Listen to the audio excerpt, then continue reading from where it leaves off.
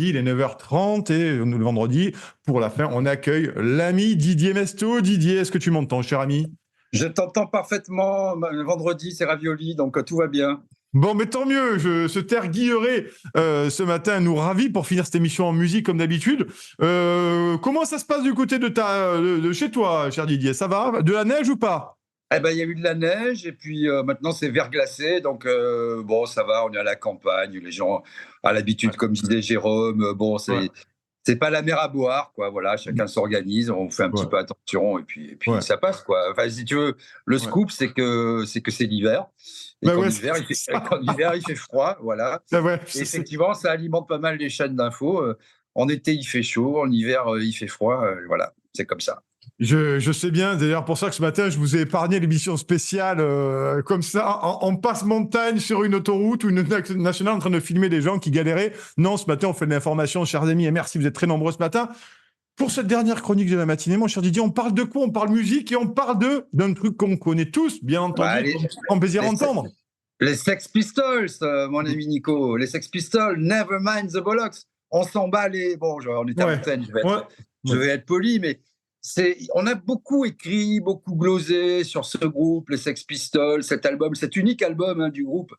39 minutes de musique, des morceaux de 3 minutes 30 à la mitraillette, ciselés, qui ont bouleversé quand même l'histoire du rock, qui ont changé quelque chose. C'était pas le premier groupe punk, il y avait plusieurs groupes dans cette Angleterre de Thatcher Mm. qui était désespérante, où les jeunes se roulaient les pouces, se tournaient les pouces, qui étaient niés par les pouvoirs publics, et même vilipendés par Thatcher. C'était les prolos, notamment à Londres, hein, d'où est originaire le groupe.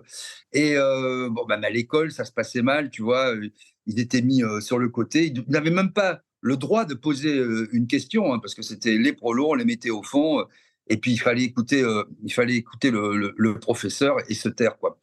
Et Mm. en fait, déboule les Sex Pistols. Alors bon, on est en 77, hein, dans cette Angleterre que je viens de décrire. Et donc, il y a toute une effervescence depuis le début des années 70, à peu près 73, quoi, notamment à Londres, de tous ces groupes punk, une musique dépouillée, qui va dans l'essence du rock avec des riffs impeccables, en réaction en fait aussi à ce rock qui était devenu pour eux grandiloquent. Tu vois, ils n'aimaient pas les Pink Floyd, Genesis, toute cette vague de rock progressif. C'était une réaction. Donc il y a eu les Clash, les Damned, Sham Mm. 69, Buzzcock, et évidemment les Sex Pistols. Alors les Sex Pistols, c'est toute une histoire. C'est des sales gamins, hein, des sales gamins, des prolos qui Mm. vivent vraiment dans des conditions très difficiles. Évidemment, on va y revenir, mais il y a les deux figures marquantes, hein, Rotten, Johnny Rotten, et puis Sid Vicious. Et donc, qui sont potes dans la vie. En fait, Johnny Rotten, c'est un type qui a eu une méningite, gamin, qui est tombé dans le coma et qui a dû tout réapprendre à 12 ans. Il n'avait plus aucun souvenir. Bon, et il avait une mère extraordinaire qui écoutait aussi de la bonne musique, qui écoutait du métal, qui écoutait Roxy Music ou Bowie aussi, tu vois, et qui lui a fait un peu, c'était des Irlandais catholiques, émigrés, et qui lui a fait un peu l'enseignement. Il a tout réappris. Ce qui lui a donné, en fait, tu vois, cette démarche dégingandée, parce que ça Mm. avait atteint sa colonne vertébrale, un peu ce type disloqué, et ses yeux complètement fixes, hagards, tout ça, c'est dû à sa maladie. Alors en fait, il y avait plusieurs membres déjà du groupe, hein, ça s'appelait The Strand, et puis il traînait dans une boutique qui était tenue par Malcolm McLaren, sale type, fiefé, salaud, j'y reviendrai aussi, qui est devenu leur manager, et qui était le mari de Vivienne Westwood, en fait, la Mm. célèbre styliste qui est morte il y a 13 mois, quoi, en décembre 2022. Donc, en fait, eux, ils avaient cette boutique, les gamins venaient, les ados, les jeunes adultes venaient traîner, quoi. Chouravé pas mal, hein.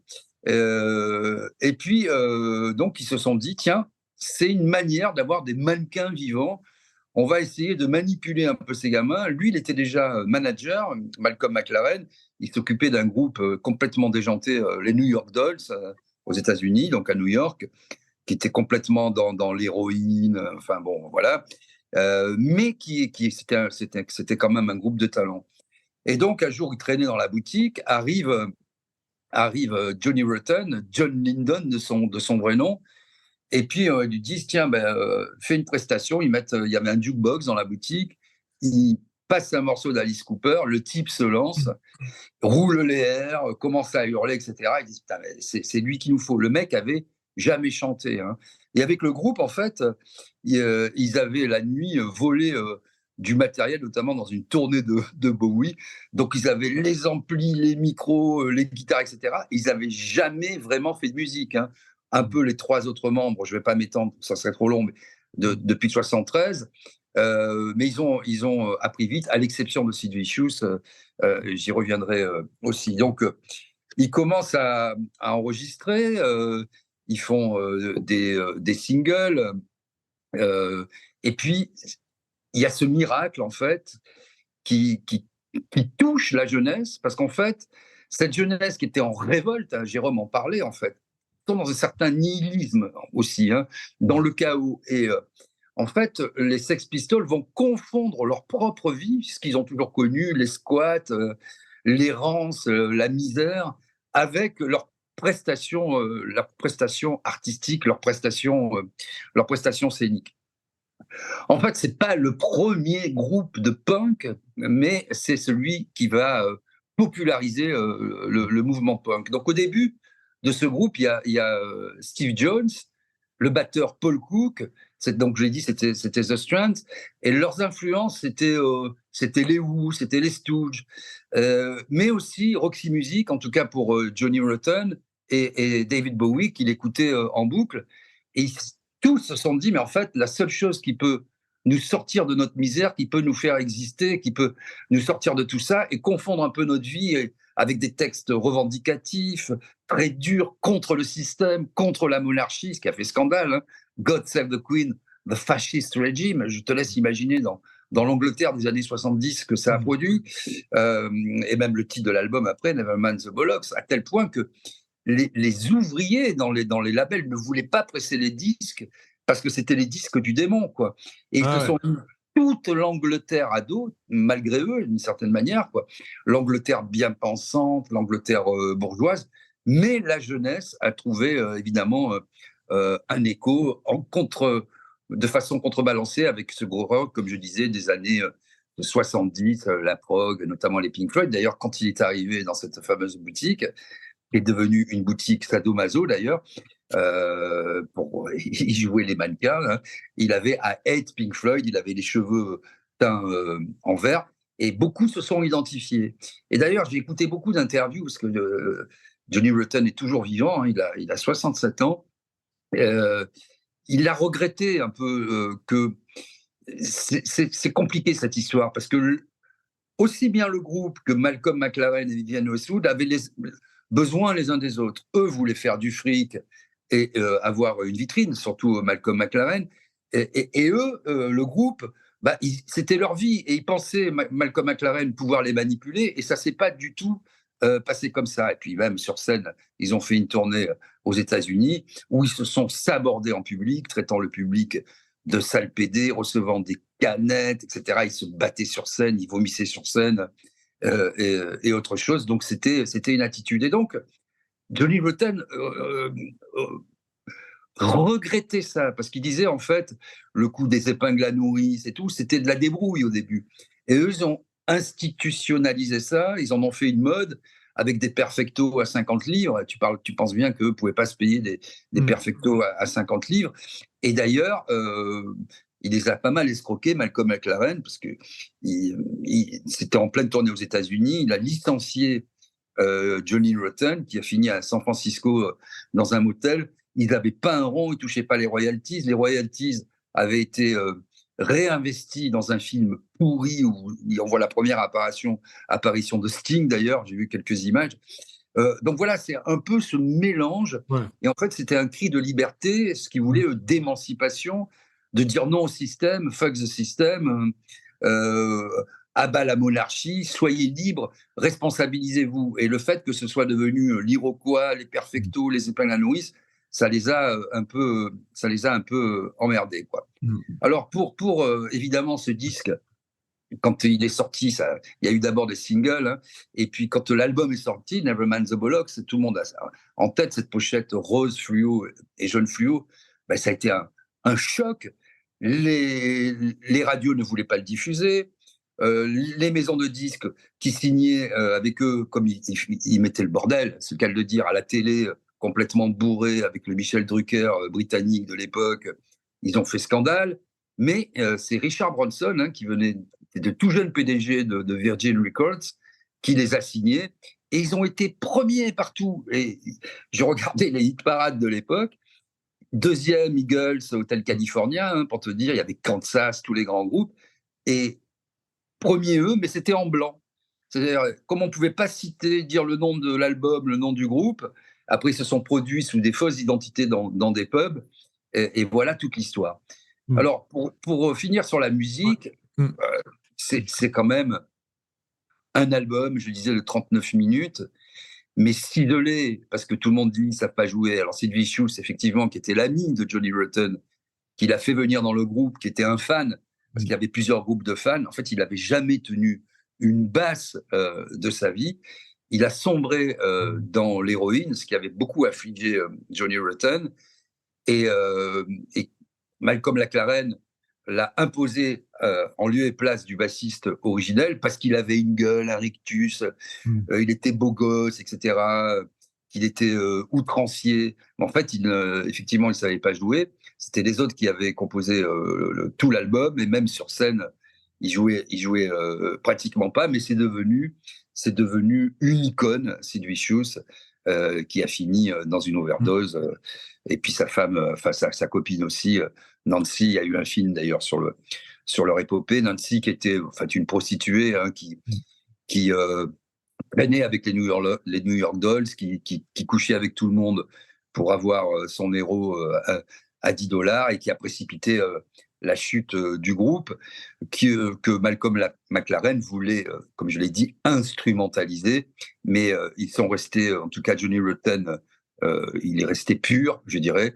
Et voilà tout ce phénomène.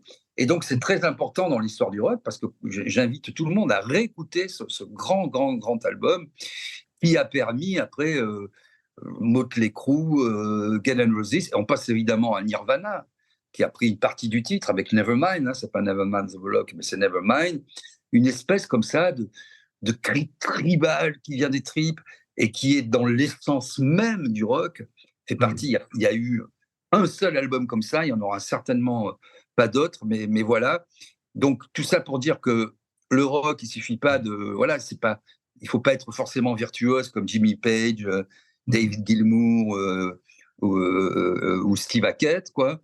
Mais il faut, enfin, il n'y a pas de règle, mais souvent, quand tu vas dans l'essence de la musique, avec des riffs bien envoyés, une voix très particulière, hein, il roulait les airs, le fasciste régime, bon voilà, ça écrit la légende, et ça fait un album gravé dans le marbre qui a bouleversé littéralement l'histoire du rock, et qui a institutionnalisé le mouvement punk, je dirais, à l'échelle de la planète. Hein. Aujourd'hui encore, on trouve des punks à chiens, comme on dit, bien loin peut-être de l'esprit originel, mais en tout cas, voilà, c'est un mouvement qui a profondément marqué cette fin du XXe siècle, et cette Angleterre complètement dure. Alors, certains y verront une comparaison peut-être avec notre pays, où Monsieur Macron s'occupe pas trop des gens en déshérence, ne s'occupe pas du peuple. Nous sommes dans le réarmement. J'ai même vu le réarmement démographique, hein, donc voilà, tout ça, c'est un peu étrange, mais on voit ce que peut produire une politique sur une jeunesse et sur un mouvement artistique qui ensuite va essaimer au cours de décennies. Voilà, je voulais un peu rétablir un petit peu les choses sur la réalité de ce qu'était ce groupe. Quand même de très bons musiciens, parce qu'il y a beaucoup de gens qui disaient ouais, ils ne savaient pas jouer. Mais en fait, tous les gens qui les ont vus, notamment dans les petites salles, les petits pubs, etc., c'était un groupe tendu, une rythmique, pas trop la basse, mais même si le bassiste a écrit beaucoup, mais guitare, batterie, et cette voix et cette prestation scénique de Johnny Rotten qui fait un produit hors norme, un produit d'exception. Nevermind the Bollocks, no future, mon cher Nicolas. Voilà, je conclurai là-dessus. No future for you. Ouais, ben en tout cas, c'est l'idée d'écoute du week-end, chers amis. Allez écouter, bien entendu, ce titre célèbre, comme on a si bien parlé Didier. Merci beaucoup, Didier, pour cet éclairage ce matin, cet opéra rock, cette chronique, toujours beaucoup suivi. On te souhaite un excellent week-end. Également. Et mes amitiés à ton papa, que j'ai eu la chance de connaître. Oui, effectivement, vous savez tout sur Toxin. Nous avons fait des repas, puisque nous étions quelque part ensemble pour les fêtes de Noël. Donc, nous sommes croisés sur la route et nous avons pu échanger et déjeuner ensemble, bien entendu. Merci beaucoup, toi aussi, de ton côté. Chers amis, cher Didier, passe un bon week-end. Moi, je rends l'antenne parce que j'ai déjà explosé le temps. Bien entendu, c'était vendredi, c'est jeter vos manettes de la matinale Toxin, vous le savez. Dès lundi matin, 7h30, 9h30, vous retrouvez Clément Soudiakova. Nouvelle grosse semaine. J'espère qu'il y aura encore plus de monde semaine prochaine. On me dit en régie qu'on a gagné 200, 300, 400 abonnés là sur cette émission. Vous êtes, on commence. Il faudrait vraiment arriver rapidement à 100 000. C'est pour ça que sur YouTube, il faut absolument publier, il faut partager un maximum. En tout cas, trêve de plaisanterie. Moi, je vous souhaite un excellent week-end. On se retrouve lundi matin à 7h30 avec Clément Soudiakova. Moi, je serai jeudi pour l'édito et vendredi, je serai cette fois-ci en studio depuis Paris pour faire une nouvelle matinale. Allez, sur ce, passez une excellente journée, chers amis. Partagez, likez, merci à vous de votre fidélité. Bye bye.